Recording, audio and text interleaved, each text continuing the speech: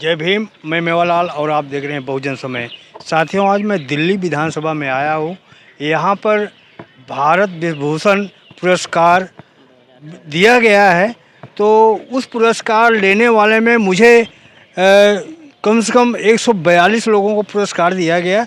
उन पुरस्कारों में मुझे अचंभव लगा कि जो जय भीम कहने वाले मात्र एक शख्स हमारे साथ हैं। इनसे परिचय लूँगा कि आखिर इन्होंने जय भीम का नारा 142 लोगों के बीच में अकेले लिया, बाकी कोई नहीं ले पाया। इनके हौसले वो खुश हूँ कि इन्होंने अपने विचार का इन्होंने यहाँ पर रखा। सर, आपका परिचय क्या है? मैं डॉक्टर राम प्रसाद बिमल। मैं दिल्ली गवर्नमेंट में as a senior lecturer economics से रिटायर हुआ हूँ जून में अभी। और मैं शुरू से सामाजिक कार्य में संलग्न रहा हूँ। इससे पहले मैं कानपुर में, जब मैंने 90 में सर्विस ज्वाइन किया, उससे पहले मैं सन 80-82 से जब मैंने ग्रेजुएशन में रहा और मैंने होश संभाला, तब से मैं दलित पैंथर के संगठन के साथ मिलकर काम करता रहा। उसके बाद हमारी ज्वाइनिंग हुई। ज्वाइनिंग होने के बाद में लगभग 33.5 वर्ष सेवा करने के बाद में अभी मैं जून के महीने में रिटायर हुआ हूँ। और बाबा साहब की ऐसी कृपा है, उनका आशीर्वाद है कि हमारा बचा हुआ जीवन मैं बाबा साहब के चरणों में समर्पित करके दबे कुचले गरीब लोगों के बीच में रहकर काम करना चाहता हूँ। सर, आप यहाँ पर देख रहा हूँ कि पूरे देश से लोग आए हुए थे और सब ने अपने अपने हिसाब से अपनी बात रखा, लेकिन आपने बाबा साहब का विचार, ऐसे आपको फील नहीं हुआ कि मैं अकेले हूँ और बाबा साहब की बात रख रहा हूँ? देखिए, जंगल में शेर अकेला होता है। वो अपनी बात अगर सत्यता है, उसमें दम है, तो वो कहीं भी खुले मंच पर कह सकता है।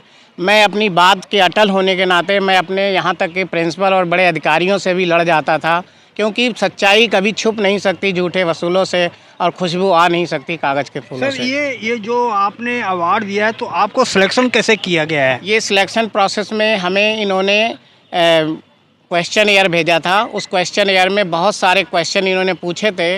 उन क्वेश्चनों का जवाब हमने गूगल के माध्यम से दिया था, जिसके बाद हमारा सिलेक्शन हुआ और हमको अपॉइंट किया गया। सर, ये अवार्ड में दिखाएं हमारे दर्शकों को क्या क्या मिला है आपको।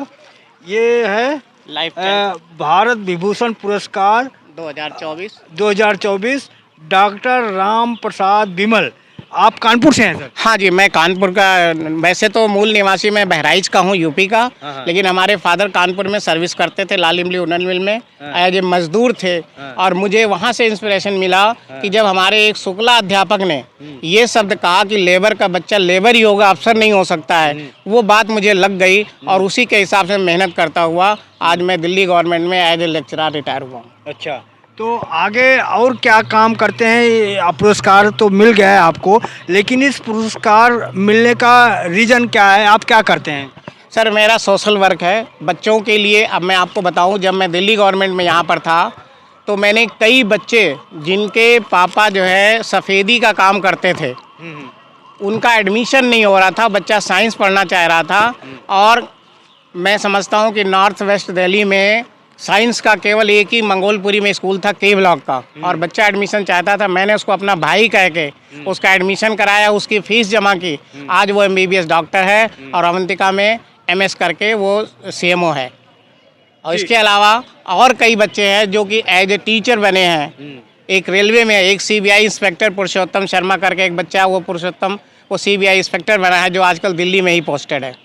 तो इस तरह से हमने समाज के लिए और शिक्षा के क्षेत्र में बढ़ चढ़कर हमने कम से कम 10-12 बच्चों का, और यहाँ तक कि दिल्ली में मैंने सभी के लिए ऐलान कर रखा है कि दिल्ली के सीनियर सेकेंडरी स्कूल यानी गवर्नमेंट स्कूल्स में अगर किसी को एडमिशन संबंधी कोई भी दिक्कत हो, वो हमसे संपर्क करे।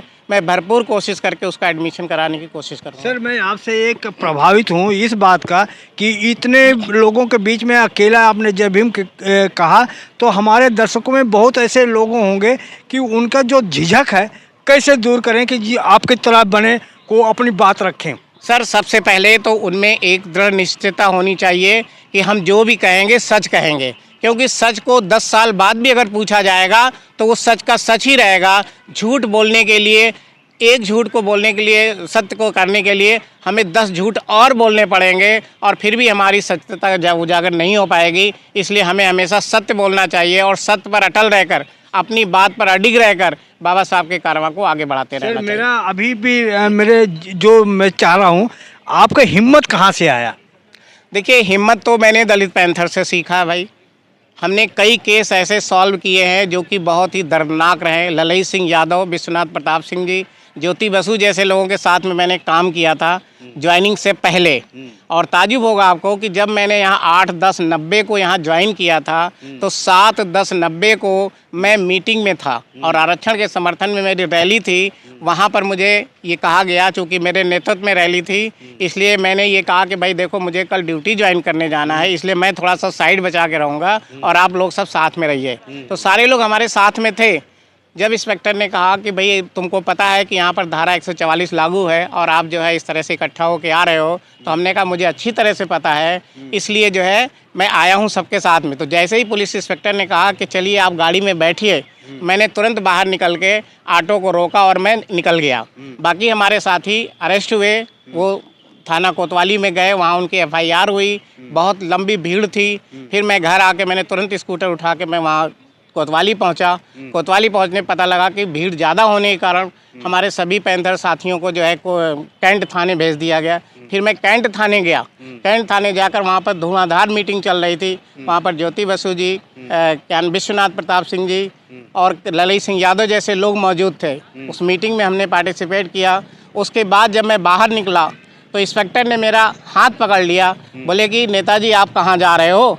मैंने कहा नेता कह के मुझे गाली मत दीजिए, मैं बाबा साहब के चरणों की धूल के बराबर नहीं हूँ, मैं उनके समाज सेवा के लिए मैं सेवा कर रहा हूँ। उसने तुरंत मेरा हाथ पकड़ लिया कि आप तो अरेस्ट हो, अंडर अरेस्ट, आप कहाँ जा रहे हो? मैंने कहा लिस्ट निकाल के देखिए। लिस्ट में मेरा नाम यूँ नहीं था, चूँकि मैं बाहर हो चुका था। कोतवाली में FIR हुई, उस समय मैं मौजूद नहीं था। इसलिए उस इंस्पेक्टर ने कहा कि मान गए भाई नेताजी आप जो है बहुत बड़े। मैंने कहा कुछ नहीं, मैं बाबा साहब के चरणों की धूल भी नहीं हूँ, मैं उसकी समाज सेवा कर रहा हूँ, मुझे नेता कह के गाली मत दीजिए। सर आप इतना कहते ही मैंने स्कूटर पर किक मारा और घर आया और रात को 11 बजे गाड़ी पकड़कर सुबह 6 बजे आकर मैंने दिल्ली में अपनी सर्विस ज्वाइन की। सर आप किस समाज से आते हैं सर? मैं वैसे तो पासी समाज से हूँ, लेकिन मैं दलित समाज के नाम से जितने भी SC ST OBC माइनॉरिटीज़ है, मैं सबके लिए काम करता हूँ। आपके घर में किस किस महापुरुष का तस्वीर लगा है सर? देखिए, जब से मैंने होश संभाला है, मैंने ना आज तो कथा सुनी है आज तक, और ना मैं कहीं भी, हमारे हाथ में आप पूरे शरीर में, बॉडी में देख लीजिए, कहीं भी बंधन नहीं मिलेगा। आप आस्तिक हैं नास्तिक हैं? नहीं, मैं आस्तिक नहीं हूँ, नास्तिक नहीं हूँ। मैं मानता हूँ कोई गॉड गिफ्ट है, ईश्वर है, लेकिन वो अदृश्य है। ये राम रहीम कृष्ण ये नहीं है। कौन है आपके जो आदर्श हैं? हमारे आदर्श तो बाबा साहब भगवान गौतम बुद्ध जी हैं, हम उनको आदर्श मानते हैं। आज बाबा साहब की देन है कि हम जो है एजुकेशन प्राप्त करके, शिक्षा प्राप्त करके हम इस मुकाम पर आज पहुँचे हैं और समाज सेवा का मुझे मौका मिला है। धन्यवाद। तो आप देख सकते हैं विमल सर का किस तरह से इनका हौसला रहा और जो दिल्ली विधानसभा में इनको अवार्ड मिला है। आपको बहुत बहुत धन्यवाद सर। धन्यवाद, आपको भी बहुत बहुत शुभकामनाएं, मंगल कामनाएं। नमो बुद्धाय, जय भीम, जय भारत। तो आप देख रहे थे विमल सर को। आपको कैसा लगा हमारा बातचीत, और आप प्रतिक्रिया में आप जरूर लिखें। धन्यवाद।